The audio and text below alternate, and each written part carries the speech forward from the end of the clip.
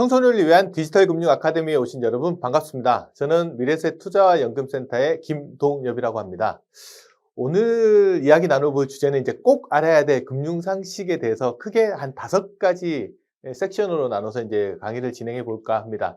목차를 보시면 크게 한 5가지 주제가 있는데, 첫 번째 주제가 이제 금융 IQ를 높이자라는 주제고요. 두 번째는 이제 소비와 관련해서 현명하게 소비하고 튼튼하게 저축하자라는 주제로 저축과 소비에 대한 이야기를 할 겁니다. 그리고 세 번째 주제는 이제 투자와 관련된 겁니다. 지금부터 알아보는 금융 투자. 투자가 뭔지, 어떻게 하는 게 좋은지를 살펴볼 거고요. 네 번째 주제는 전략보다는 전략이 중요하다.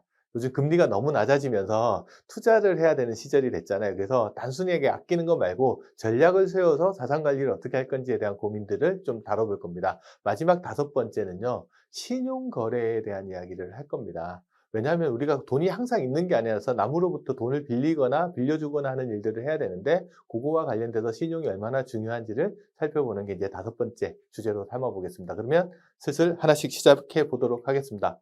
첫 번째 주제는 이제 금융 IQ를 높이자라는 주제를 가지고 한번 이야기해 보도록 하겠습니다. 그러면 금융 IQ라는 이야기를 하기 전에 금융이 뭔지에 대한 이야기를 좀 한번 해보겠습니다. 금융이라는 건 뭐냐 그러면 어렵게 생각할 필요가 없습니다. 어떤 사람은 돈이 좀 여유가 있는 사람이 있고요. 어떤 사람은 돈이 좀 모자라시는 분들이 있을 거예요. 그러면 여유가 있는 사람하고 돈이 좀 모자라는 사람들 사이를 연결해 주는 역할을 하는 것들을 금융이라고 합니다. 빌려주는 거를 우리가 흔히 대출이라고 하고요. 우리 돈을 맡겨주는 거를 저축이라고 하는데, 그 둘 사이의 관계를 연결시켜주는 걸 우리가 금융이라고 하면 되는데, 여기에 대해서 어떤 이슈가 있는지를 한번 살펴봐야 되는데, 제가 이제 재밌는 이야기를 하나 좀 들어봤습니다. 학교 뭐 수업 시간이 됐던 아니면 이제 다른 뭐 책을 통해서 조삼모사 이야기는 한 번씩은 들어보셨을 거예요. 원숭이하고 사이에 일어났던 일들인데, 어떤 거냐 그러면 사육사가 이제 원숭이들한테 와서 이야기합니다. 아침에 도토리 3개를 주고 저녁에 도토리를 4개 주겠다 그랬더니 원숭이가 볼멘 소리를 하는 거죠. 아, 그러지 말고 아침에 하나 더 주세요라는 이야기를 합니다. 이 이야기를 보고 사람들은 무슨 이야기를 하냐면, 어차피 하루에 받는 도토리는 7개 똑같은데 아침에 하나 더 받아서 뭐 할까? 이 이야기를 하거든요. 근데 제가 보기에는 그래 놓고 원숭이를 멍청하다라고 하는 사람들이 조금 더 멍청한 것 같아요. 왜냐하면 원숭이는 금융에 대해서 좀 이해를 하고 있는 것 같습니다. 왜 그런 이야기를 하느냐? 원숭이가 왜 아침에 4개를 달라고 했을까? 이 문제에 대해서 우리가 한번 생각을 해 봐야 되는데요. 원숭이가 지금 고민하는 건 뭐냐 그러면, 사육사가 저녁에 올 건가에 대한 고민을 하는 거예요. 만약에 저녁에 사육사가 온다라는 확실함만 있다 그러면, 그리고 사육사가 저녁에 와서 도토리를 반드시 4개를 준다라는 확실성만 있다 그러면, 뭐 아침에 3개나 저녁에는 4개가 크게 차이가 나지 않을 수 있을 겁니다. 근데 원숭이가 지금 불안해하는 거는, 사육사가 저녁에 올까? 오면 과연 약속한 대로 4개를 줄까? 이걸 고민하는 거예요. 금융에서 이 문제를 뭐라고 하냐면 거래 상대방 리스크라고 합니다. 거래를 할 때는요, 돈을 빌려줄 때 제일 중요한 거는 이자도 중요하지만, 그보다 더 중요한 거는 내가 돈을 빌려준 사람이 그 돈을 나한테 갚을까 하는 부분들이 상당히 중요한 부분이거든요. 그래서 금융 거래를 할 때 가장 우선적으로 살펴봐야 될 것들은, 금융 거래의 상대방은 과연 안전한가, 이 부분들을 우리가 좀 살펴봐야 됩니다. 두 번째 이슈는 뭐냐 그러면, 아침에 3개, 저녁에 4개라고 했는데, 여기 뒤에 숨어 있는 논리가 뭐냐 그러면, 내가 아침에 먹을 것 하나를 저녁으로 뒤로 미뤘을 때 그 욕구 지연을 시킨 대가가 적정하냐 이거죠. 내가 아침에 받을 수 있는 거를 하나를 저녁에 받는데, 그만큼 하나를 늦추면 하나 더 달라고 그래야 되는 거 아닐까? 아침에 3개, 저녁에 5개가 돼야 되는 거 아닐까? 그게 아니면 오히려 아침에 4개를 받거나 아침에 5개를 당겨 받는 게 훨씬 더 좋지 않을까? 이 부분이 이제 욕구 지연에 대한 이야기, 그 대가로 우리가 지불하는 걸 흔히 금융에서는 이자라고 이야기를 합니다. 그 이자는 나는 충분히 받고 있느냐, 이 부분을 이제 원숭이가 이야기하고 있는 거라고 보시면 돼요. 그래서 단순히 조삼모사를 두고 이제 원숭이가 멍청하다는 의미로 받아들일 게 아니고, 우리가 욕구를 지연시키는 대가, 아니면 다른 사람한테 돈을 빌려주는 대가로서 받는 이자가 적정한지, 거래 상대방에 대해서는 우리가 잘 이해하고 있는지, 그런 관점에서 한번 쳐다보면 우리가 금융을 이해하는 데 조삼모사 이야기를 한번 좀 들여볼 수 있을 것 같습니다. 자, 그럼 이 그림을 한번 보시면, 금융회사라는 게 어떤 역할을 하는 거냐 그러면 이 역할을 합니다. 여윳돈을 가진 사람이 있고요. 돈이 필요한 사람이 있습니다. 서로 각자 거래를 하면 여윳돈을 가진 사람이 돈 필요한 사람이 돈 빌려줄 때 그 사람이 과연 나중에 갚을까 말까? 이 부분에 대한 거래 상대방에 대한 위험을 해결할 수가 없어요. 그래서 금융회사가 해 주는 역할은 그 가운데 서서 플랫폼 역할을 해 주는 거죠. 그래서 돈을 빌려주는 사람 입장에서는 안전하게 돈을 돌려받을 수 있는 안전판 역할을 해 주는 거고요. 돈이 필요한 사람 입장에서도 마찬가지로 돈 빌려주는 사람들 내가 여기저기 가서 찾아야 되는데 그러지 않고 금융회사를 통해서 좀 편리하게 받을 수 있습니다. 그래서 그 둘 사이 중개해 주는 역할들을 하는 게 이제 금융회사의 역할이라고 봅니다. 그래서 여윳돈을 가진 사람이 그 돈을 돈이 필요한 사람한테 주고요. 또 돈이 필요한 사람이 그 돈을 또 여윳돈을 가진 사람한테 돌려주는 형태로 진행되는 것들을 우리가 금융의 역할이라고 보시면 될 것 같고요. 여윳돈을 가진 사람을 우리가 자금을 공급해 주는 사람이라고 이야기하고 돈이 필요한 사람을 자금을 수요하는 사람들, 수요자라고 이야기를 한다라고 보시면 될 것 같습니다. 그래서 금융회사가 도대체 이 둘 사이에서 어떤 역할을 하는지 한번 좀 살펴봤습니다. 그래서 거래 상대방을 리스크를 줄여주는 역할들을 한다. 그다음에 아까 욕구 지연에 대한 이야기를 할 때 우리가 많이 들은 실험이 뭐냐 그러면 마시멜로 실험을 한 번씩 다 들어봤을 거예요. 어떤 이야기냐면 아이한테 5살 정도 된 아이한테 마시멜로를 주고 이 마시멜로를 지금 먹지 않고 15분 정도를 참으면 하나를 더 줄 거다라는 실험을 해봤더니 대다수의 아이들은 그냥 먹고 일부 안 먹은 애들이 있었는데 나중에 조사해 봤더니 그들이 훌륭한 사람이 됐다 이런 이야기가 이제 마시멜로 이야기가 우리가 흔히 알고 있는 이야기인데 이 이야기의 주제는 그래서 욕구를 참으면 훌륭한 사람이 된다 이 뜻보다는 이 실험의 의미는 뭐냐 그러면요.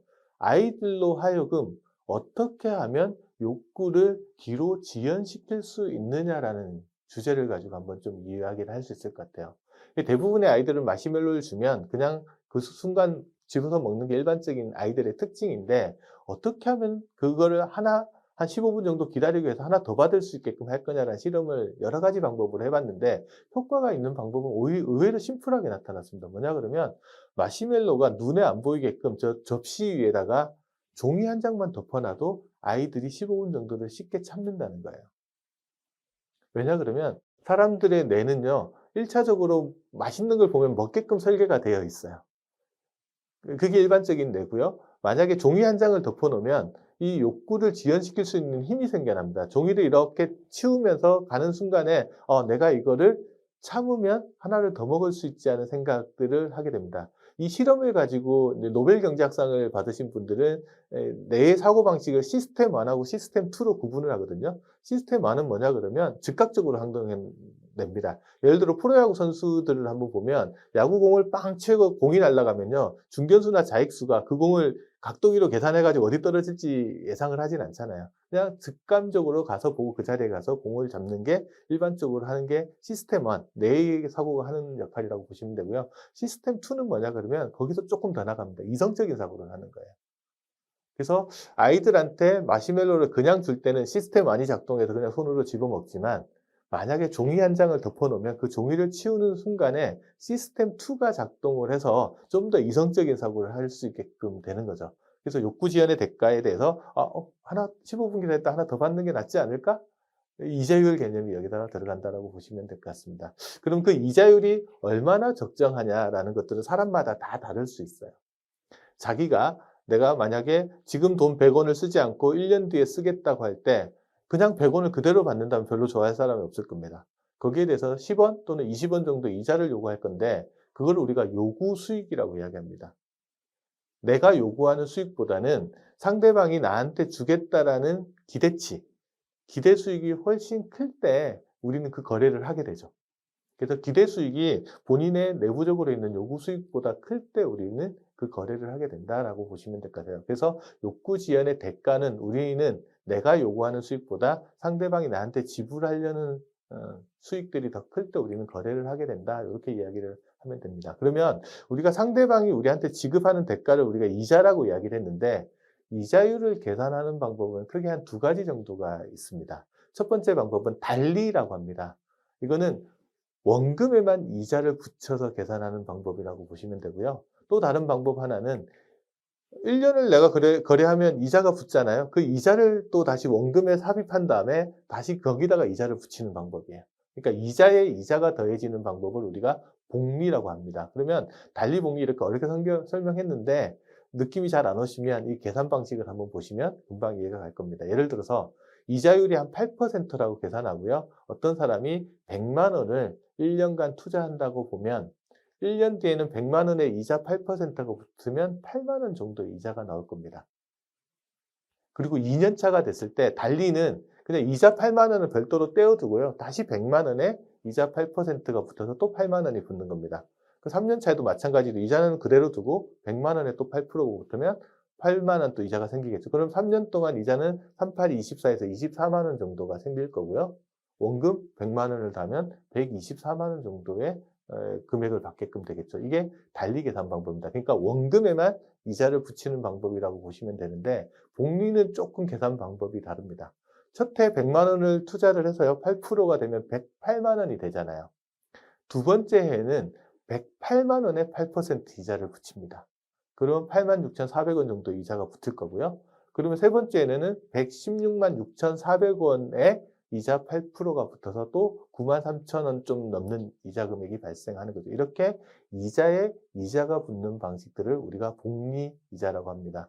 그래서 달리보다는 복리가 똑같은 수익률을 준다 그러면 훨씬 더 많은 이자를 받을 수가 있겠죠. 반대로 내가 대출을 받았을 때 달리로 이자를 계산하는 것보다 복리로 이자를 계산하게 되면 훨씬 더 많은 이자 비용을 지불해야 될 겁니다. 그래서 달리나 복리 개념 같은 것들은 좀 정확하게 기억해 둘 필요가 있는데 이런 이야기를 가지고 제가 복리 이야기를 한번 좀 해볼까 합니다. 어떤 예전 이야기죠. 예전에 예를 들어서 하인이 농사를 짓습니다.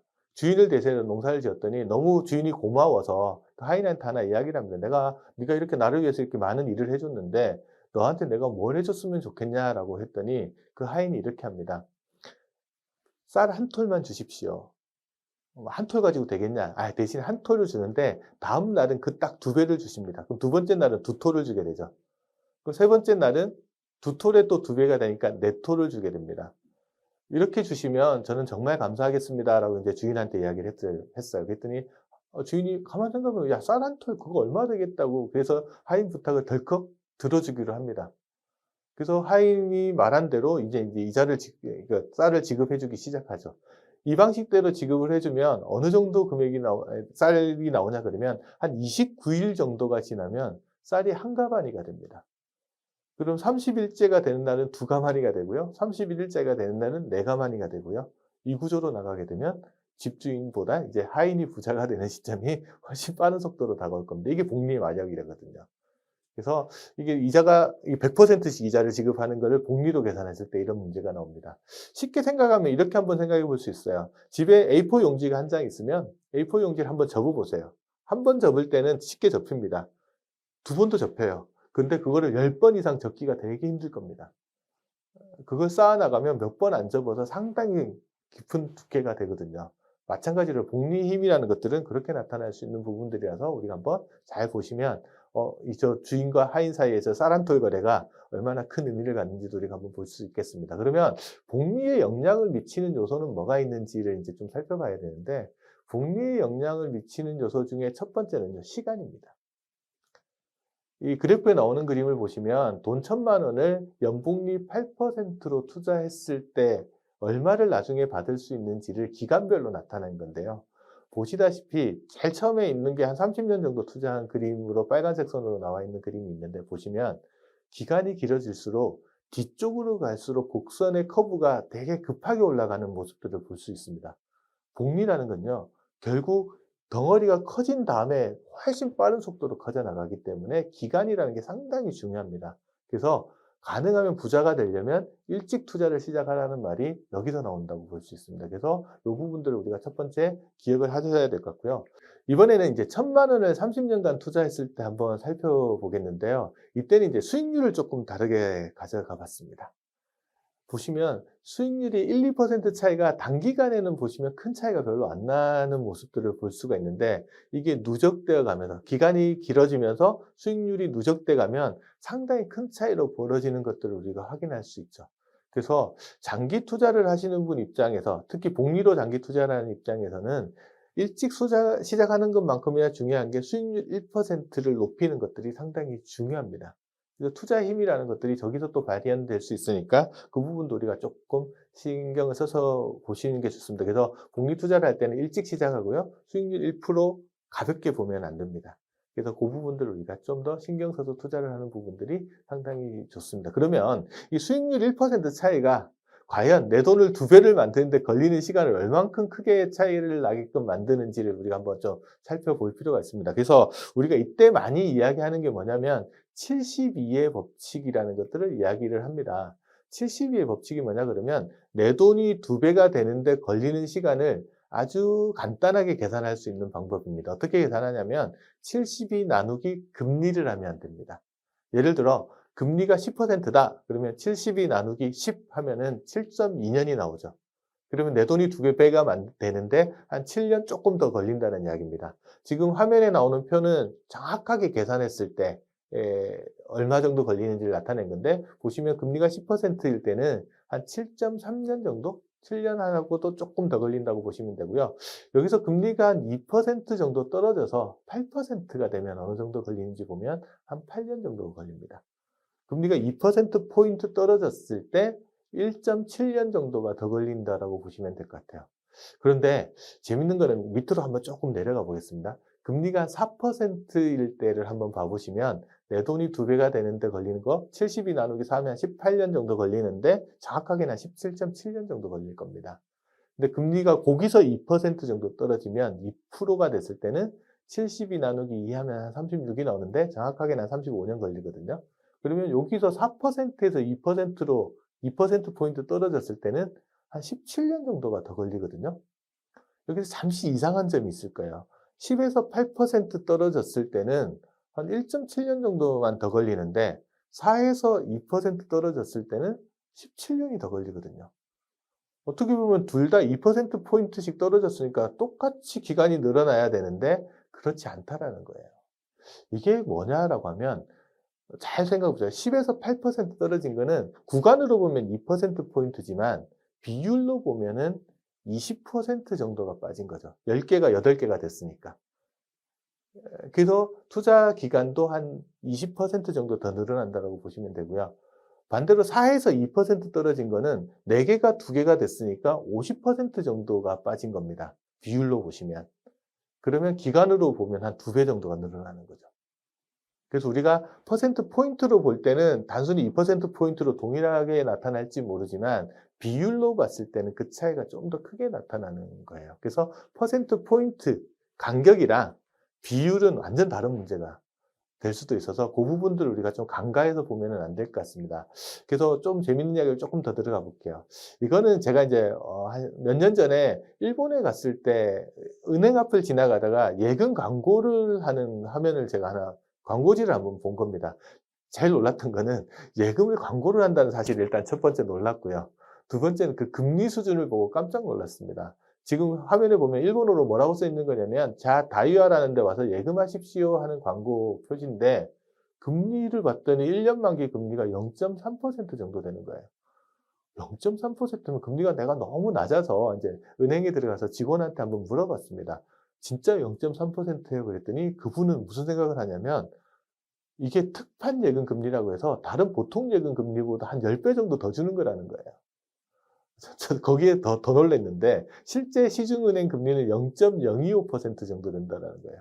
금리가 너무 낮아서 제가 물어봤습니다. 이렇게 말했죠. 그 정도 금리가 낮으면 차라리 은행에 가는 것보다 은행 가는 이 차비를 아끼는 게 훨씬 더 낫지 않겠냐.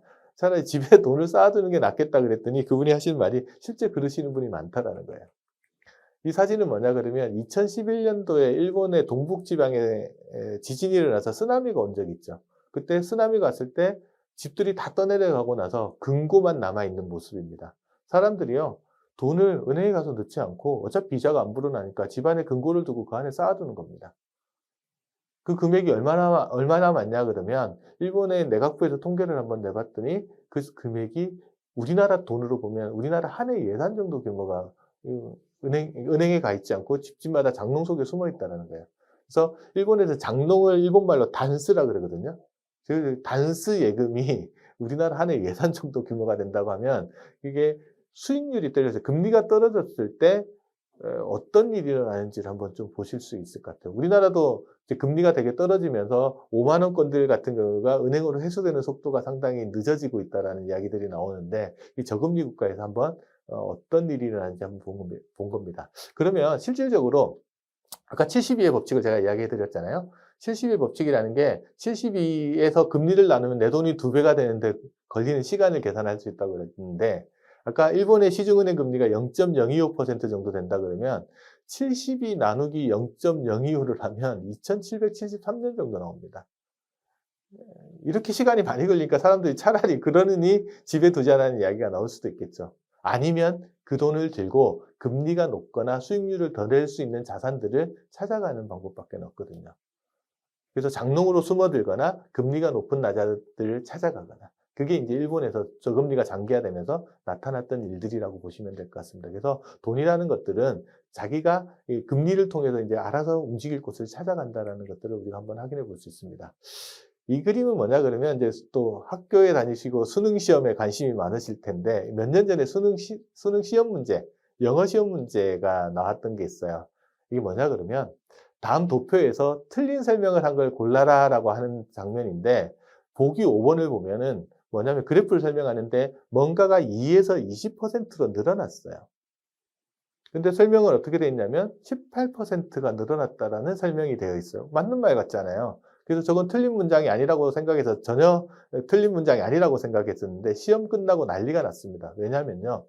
2에서 20%로 늘어난 거는 18%가 늘어난 거냐? 아니죠. 두 개가 20개가 됐으면 우리가 1000%가 늘어난 거죠.